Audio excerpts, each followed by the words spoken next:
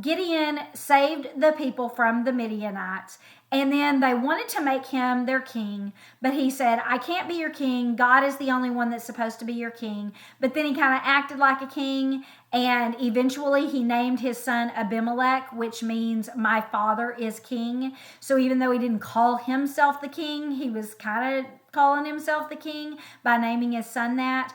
Well, now Gideon has died, and his son Abimelech wants to be king. And so he goes to his mother's household. Remember, his mom was the concubine. Gideon had 70 sons with legitimate wives, and Abimelech was the only one that was born of a concubine.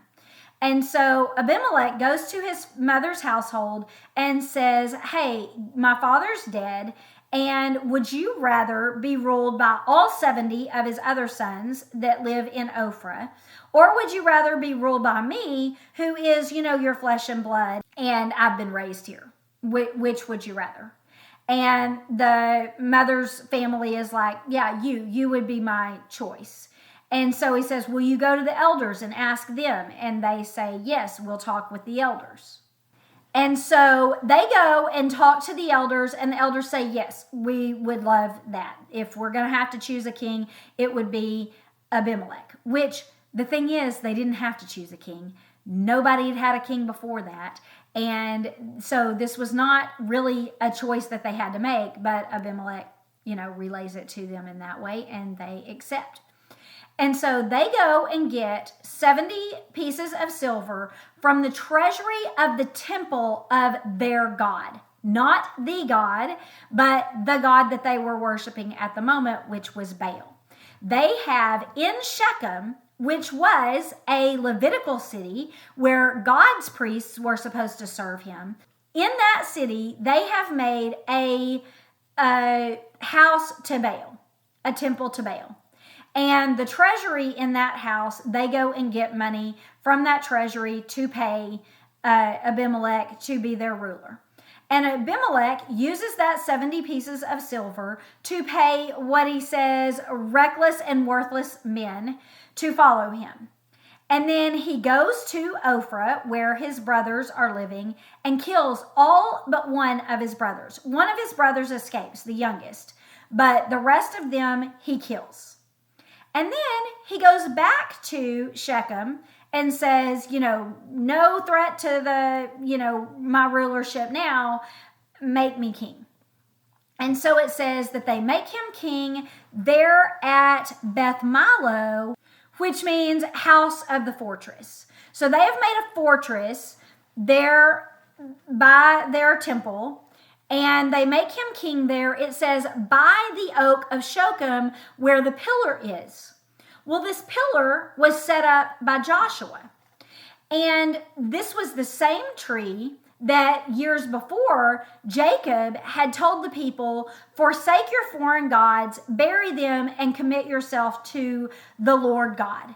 And so they had buried their foreign gods there under that tree. And then years later, when they went back into the promised land and possessed that land, Joshua charged the people to set aside the foreign gods in their minds and, devote themselves fully to God. They didn't have any foreign gods, but he was trying to renew their covenant towards the Lord. And that's when he said, as for me and my house, we will follow the Lord. You follow whichever God you want. And they say, how could we follow anyone else? We will do exactly as you do. God is our God. And so both of them made this commitment there under this tree. And Joshua built a pillar there to be a witness that this is what has happened under this tree. Well, now, in the same place that everyone else had put away their foreign gods and committed themselves fully to the Lord God, they have made another person their Lord, their ruler, the person that's in charge of them. And so this just shows you how far away from what God intended that they have gone, right? God didn't want them to have a king. God did not want them, obviously, to be worshiping other gods, and they're doing both. And so Jotham is the youngest son that has escaped. And when he finds this out about the people of Shechem making his brother the murderer, by the way, they just made him the king after he murders his own family. And after Jotham finds this out, he goes out on the top of Mount Gerizim, which is the mountain that when the Israelites made it back into the promised land, they stood on the top of this mountain and pronounced blessings over themselves and the land. And they stood on Mount Ebal and pronounced curses. So on the top of this mountain where their generations before had pronounced blessings, Jotham stands and pronounces a parable to the people and then a curse. And so the parable went like this. This is verse 8 of Judges 9. And it says, "The trees once went forth to anoint a king over them. And they said to the olive tree, 'Reign over us.' But the olive tree said to them, 'Should I cease giving my oil with which that I honor God and men just to sway over the trees?'" It's like, that's ridiculous. I'm not going to do that. And so they ask the fig tree. And the fig tree says, "Should I cease my sweetness and my good fruit to go and sway over the trees?" And so then they go and ask the vine. And the vine says, "Should I cease my new wine that cheers both God and man just to sway over the trees?" And so all of them are like, no, we're not going to cease our actual purposes to rule over you. Like, take care of yourselves. And so they lastly ask the bramble bush, "Will you reign over us?" And the bramble bush says, "If in truth you anoint me as king over you, then come and take shelter in my shade. But if not, let fire come out from the bramble and devour the cedars of Lebanon." And so a bramble bush is not tall, right? So all of the rest of these trees, what the fable is trying to say, this analogy is trying to say that all of the other trees were much better suited to sway over the other trees because they at least had somewhat of a trunk, right? And the first tree was the biggest tree. It would have given the most shade. It would have been the best one to be under.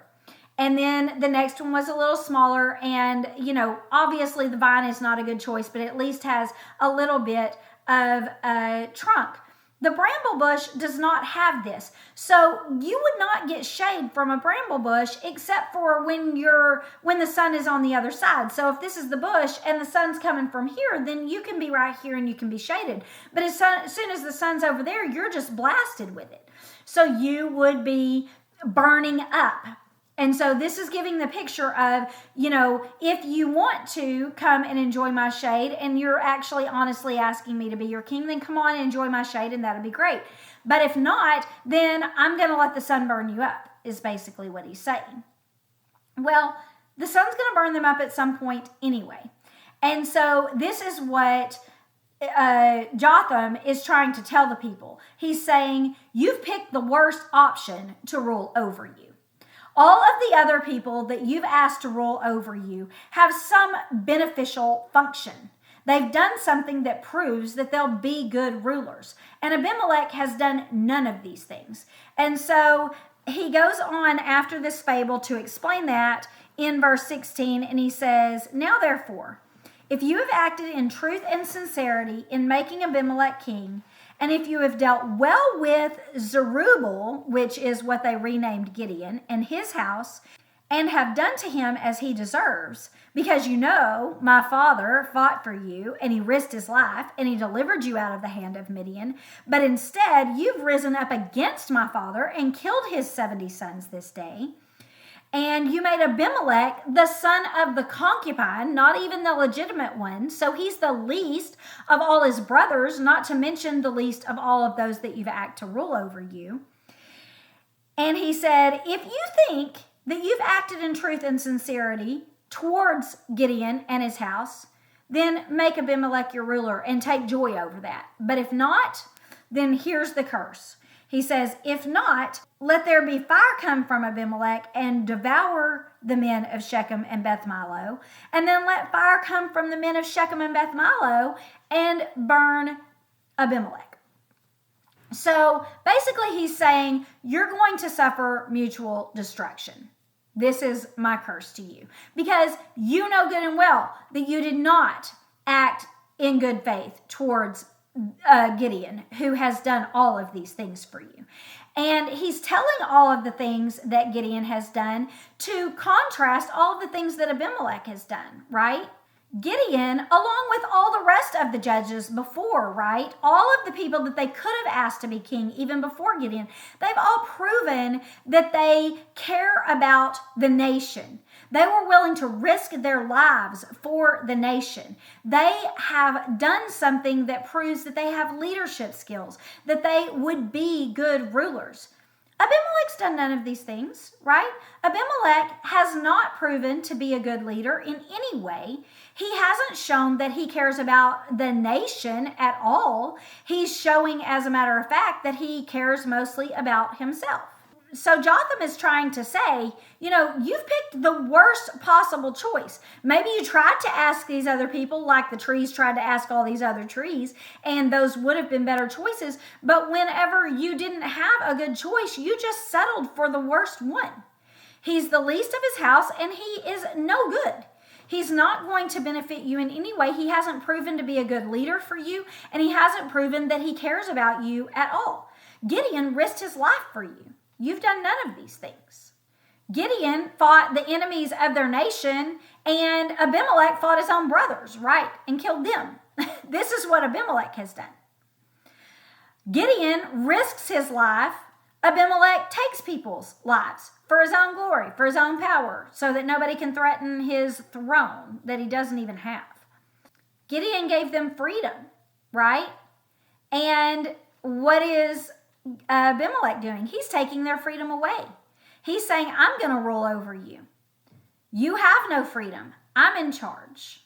And they're ceding it to him. They're giving it right there to him. And so basically Jotham is saying, you're going to regret that. You're going to regret empowering a murderer, and he's going to regret murdering people.